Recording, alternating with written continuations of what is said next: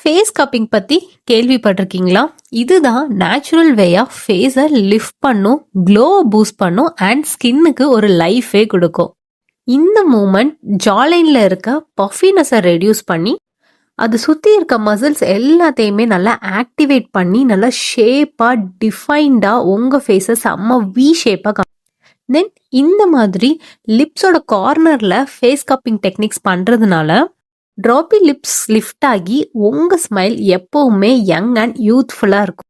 ரெகுலராக இதை பண்ணுனா கொலாஜன் பூஸ்ட் ஆகும், ஃபேஸ் இன்ஸ்டண்ட்டாக லிஃப்டடாக ஃபர்மாக தெரியும்.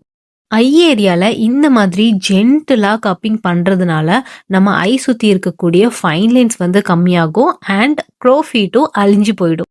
இந்த மாதிரி கப்பிங் டெக்னிக் ஜிக்ஸாக்காக ஃபோர்ஹெட்டில் பண்ணுறதுனால நம்ம ஃபோர்ஹெட்டில் இருக்கக்கூடிய மசில் டென்ஷன் ரிலீஸ் ஆகி ஃபோர்ஹெட் ரிங்கிள்ஸ் கம்மியாகிறதுக்கும் அதில் இருக்கக்கூடிய லைன்ஸை வந்து ஸ்மூதன் ஆகிறதுக்கும் ரொம்ப ஹெல்ப்ஃபுல்லாக இருக்கும்.